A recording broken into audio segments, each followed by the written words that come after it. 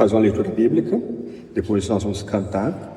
Eu vou fazer uma reflexão, o Jefferson vai despedir a gente em oração aqui. Depois a gente continua o nosso tour para conhecer a igreja, andar, tirar foto e tudo mais, tá bom? Então, se vocês estão abertos aí o nosso roteirinho, o Gustavo vai começar lendo o texto para a gente. Salmo 115, versículo 1. Não a nós, Senhor, não a nós, mas ao teu nome dá glória, por amor da tua benignidade e da tua verdade. Vamos cantar? Quem vai nos ajudar cantando? Lília. Lília? Na fila. Por favor, pode chegar aqui. Nossa cantora. Lá, pessoas. Não a nós, Senhor, não a nós, Senhor, mas ao teu nome da glória, por amor da tua misericórdia e da tua fidelidade.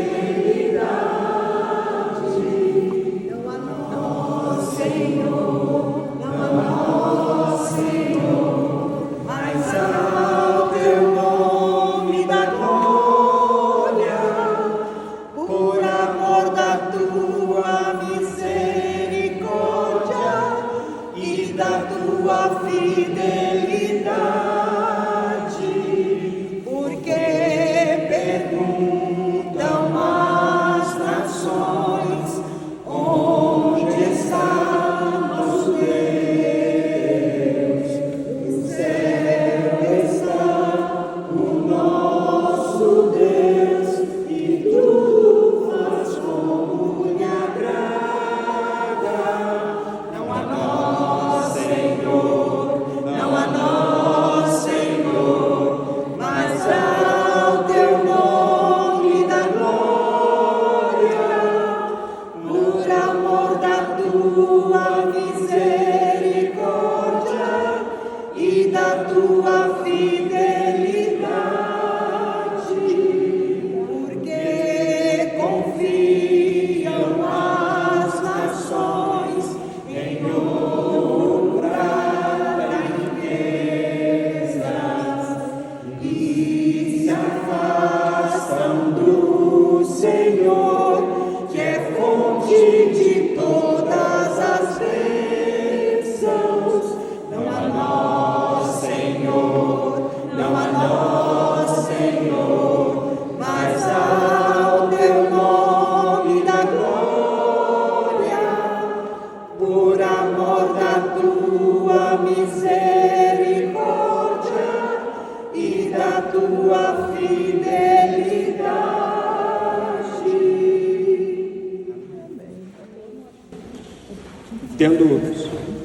Tendo cantado um salmo, orado e cantado um salmo, eu queria refletir com vocês brevemente em Romanos capítulo 8, versos 29 e 30. E vou tentar resumir para vocês alguns elementos centrais da teologia de João Calvino, baseados nesse texto. Romanos 8, 29 e 30. Porque os que de antemão o conheceu, também os predestinou para serem conformes à imagem de seu Filho, a fim de que ele seja o primogênito entre muitos irmãos. E aos que predestinou, a esses também chamou, aos que chamou, a esses também justificou, e aos que justificou, a esses também glorificou. Se você conhece um pouquinho Romanos, você deve ter em mente que ela é a carta mais importante do apóstolo Paulo. Ela é uma apresentação razoavelmente completa daquilo que seria por que o Evangelho, como receber o Evangelho, o que é o Evangelho, os benefícios do Evangelho. E Paulo escreve essa carta para se apresentar para a igreja em Roma, uma igreja mista de judeus e gentios, e também para conseguir apoio para levar essa mensagem, muito provavelmente, até a Espanha. Anteriormente, Paulo, Romanos 1 a 3, mostra que todos nós somos pecadores, judeus e gentios, todos fomos destituídos da glória de Deus, mas, por outro lado, Deus resolve em Cristo um problema que nós não temos como resolver. Ou seja, em Cristo nos é oferecida justificação, redenção, propiciação, reconciliação, todas as graças que emanam da cruz. Essas graças são nos concedidas por pura graça e recebidas pela fé somente. Paulo vai lembrar que uma vez entrando nessa vida da graça, por meio do batismo em Cristo Jesus, nós agora somos escravos de Deus e livres do mundo. Nós já não vivemos mais na velha natureza, nós agora vivemos em santificação. Nós somos novas criaturas. Aí entra a pergunta: e por que nem todos recebem essa graça maravilhosa? Paulo responde para a gente aqui em Romanos capítulo 8, versos 29 e 30.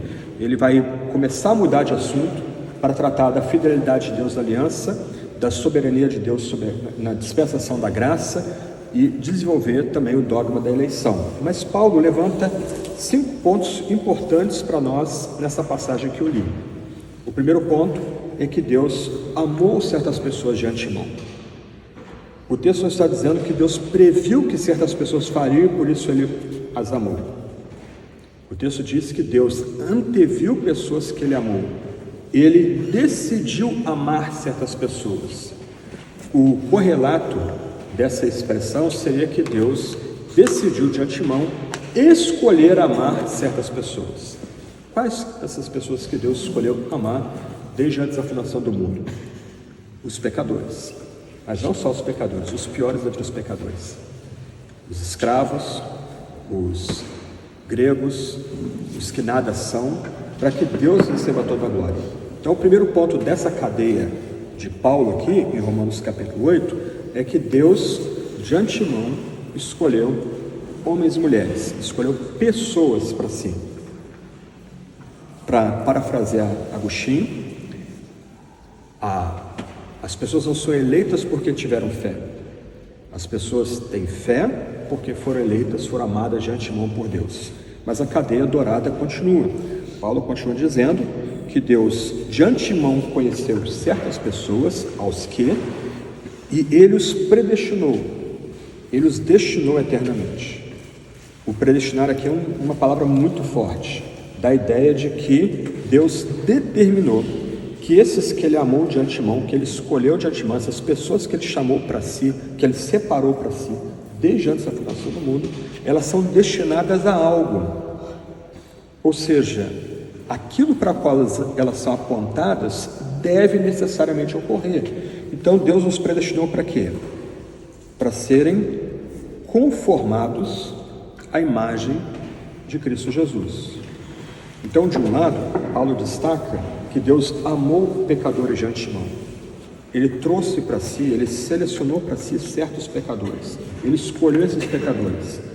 Mas Ele escolheu esses pecadores para que eles sejam moldados. Isso é uma determinação divina.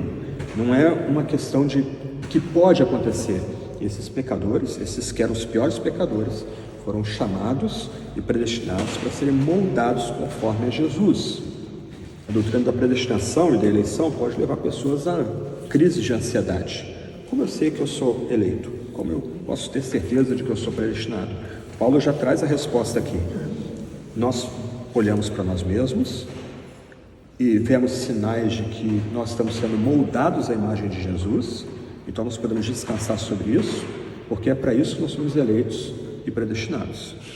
Calvino, num dos sermões dele, vai dizer que o crente, quando lida com desespero, ele deve olhar para Jesus, porque olhar para Jesus vale mais do que 1000 testemunhos. Ele descansa em Jesus, fora dele. Mas do outro lado, se ele foi amado de antemão por Deus, ele foi destinado para ser moldado à imagem de Jesus. Eu volto a esse ponto daqui a pouco. Esses foram também chamados, ou seja, foram atraídos pelo próprio Deus. Oséias fala que Deus atrai o seu povo, Yahvé atrai o seu povo como cordas de amor. Ele laça o seu povo e atrai o seu povo para si. Isso dá uma ideia do que é esse chamado. Nós somos não só escolhidos, destinados para sermos moldados à imagem de Jesus.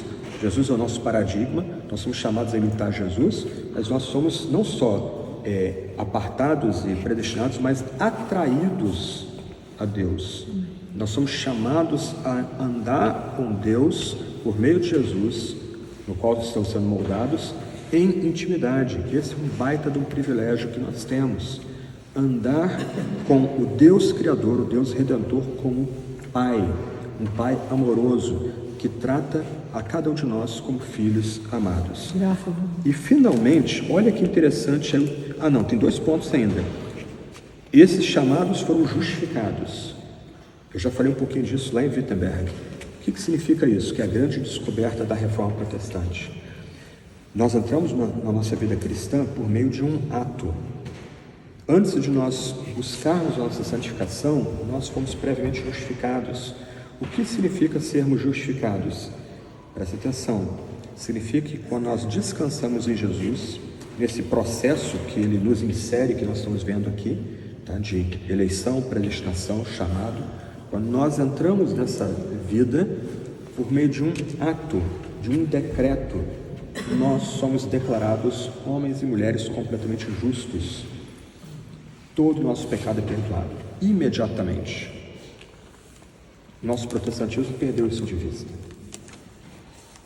O que Paulo destaca, e Lutero, Calvino e outros conseguiram entender esse eco, é que quando você crê em Jesus, os seus pecados do passado, do presente e do futuro foram todos perdoados. Você já foi colocado diante do tribunal divino e você foi declarado justo ou justa, não por suas obras, não por seus méritos, mas pelo que Jesus fez na cruz por você. Isso é a grande descoberta do século XVI. Predestinação, eleição, praticamente todos os teólogos católicos da Idade Média criam, igual Lutero, igual Calvino, Tomás de Aquino, Anselmo, Bernardo, Isidoro de Sevilha, Agostinho lá atrás, que é o pai de todos eles praticamente. Mas presta atenção, quando você crê em Jesus, todos os seus pecados são perdoados. Por isso o crente pode botar a cabeça no travesseiro tranquilo. Ele sabe que se ele morrer naquele momento, ele já está com Deus. Mas por que a gente se arrepende então? Porque a gente tem que pedir perdão todo dia. Presta atenção, o nosso pedido diário de perdão, o nosso quebrantamento diário é a nossa resposta de gratidão pela justiça que Deus nos deu em Jesus Cristo. Justificados. Se você crê em Jesus, você já foi declarado ou declarada justa. Você é o mais justo, a mais justa entre os homens e as mulheres dessa terra. E tem a última palavrinha. Aos que de antemão amou, a esses predestinou para serem conformados a Jesus, a esses Deus chamou, aos que chamou justificou, e aí tem outra palavrinha. Qual é a outra palavrinha? Glorificou. E qual o tempo verbal dela? Passado. Gente, olha que coisa interessante. Memes não são novidade. Na época da Reforma havia brigas de memes. Talvez aqui no Museu da Reforma você talvez compre um livro, eu comprei alguns anos atrás, que é uma coletânea de charges feitas por católicos, luteranos e calvinistas na época da Reforma. E havia uma charge famosa em Paris, que retratava um ambiente lúgubre de um quarto, um católico morrendo e o padre batendo na mão do católico, dizendo, talvez haja esperança. Porque uma doutrina de salvação sem a justificação não dá conforto e esperança para a gente. Paulo já nos vê, presta atenção, se nós estamos inseridos nessa corrente dourada, nessa caminhada dourada, Paulo já nos vê como obras acabadas, como homens e mulheres já glorificados. O C.S. Lewis vai dizer no sermão famoso dele que não existe cristão ordinário. Se você está sentado do lado de um cristão verdadeiro, você está sentado do lado de um homem e de uma mulher que já está glorificado, já está ressuscitado com Cristo. Porque os discípulos de Calvino entenderam essa mensagem, eles estavam prontos para o martírio. Eles estavam prontos para serem martirizados em França. Eles estavam prontos para serem martirizados no Brasil, na Polônia. Eles sabiam que nem mesmo a morte, e o texto vai continuar, poderia separá-los do amor de Deus em Cristo Jesus. Porque eles estavam inseridos nessa sequência de bênçãos que Deus concede aos seus. Eleição, predestinação, mas uma predestinação que nos molda a imagem de Jesus. Nós encontramos a certeza, a segurança da nossa eleição, na medida que nós vemos marcas de Jesus em nós, o chamado divino que nos aparta para termos intimidade com Ele, a justificação que nos coloca numa nova posição com Ele e a certeza de que a morte não nos separa do amor de Cristo Jesus, a morte não nos separa dos nossos amados. Graças. Então, à luz do que nós estamos vendo aqui, faria uma única aplicação. Você consegue olhar para a sua vida e ver sinais de Jesus na sua vida? Nota que esses sinais não são moralistas. Você não deve procurar na sua vida se você usa roupas que a conformem ou conformem a certa denominação. Esses sinais não implicam o que você bebe ou deixa de beber, ou o que você come, ou o que você assiste no seu tempo vago. Esses sinais são basicamente internos. Nós podemos olhar para nós e vermos, à luz do que nós éramos ontem, que nós hoje somos mais parecidos com Jesus. E é aí que você vai encontrar a certeza de que você foi amado por Deus desde antes da fundação do mundo, preordenado para ser moldado à imagem de Jesus, chamado, justificado e glorificado. Vamos orar para encerrar. Eu vou pedir para o Jefferson, que é candidato ao Ministério do EPB, para orar para a gente aqui, e depois vou dar a bênção também. Oremos. Tua, Senhor, é a grandeza e o poder, a honra, a vitória e a majestade, porque teu é tudo quanto há nos céus e na terra. Teu, Senhor, é o reino, e tu te exaltaste por chefe sobre todos. Riquezas e glória vêm de ti, tu dominas sobre tudo, na tua mão a força e poder. Contigo está o engrandecer e a tudo dá força. Agora, pois, ó nosso Deus, graças te damos e louvamos por teu glorioso nome. Ó Senhor, nós te agradecemos porque desde a fundação do mundo somos amados, Senhor. Graças a Deus. Não nos permita esquecer essa verdade maravilhosa que nos traz justiça, justiça não nossa, mas justiça de Cristo. Amém. E que nos faz ter a certeza de que a glória já nos foi dada Glória e a Deus. está preparada para nós desde a eternidade. Amém. E é para lá que vamos. Glória a Deus. Não nos permite esquecer essas coisas pelas quais esses homens e mulheres lutaram, Senhor. E então, Senhor, também nos faz pregadores dessa maravilha, deste amor inigualável, Senhor, para que nós te honremos, porque tu és o dono de todas as coisas, inclusive de nós. Amém. Que a nossa vida te honre, Senhor, em nome de Jesus. Amém. Amém. Vamos à bênção então. Se você quiser, pode levantar suas mãos. Eu vou ficar de pé. E a gente pode, quem quiser, pode estender as mãos.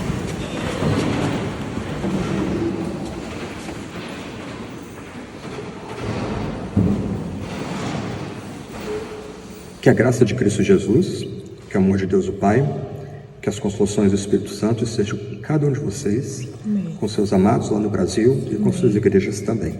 Amém, amém, amém.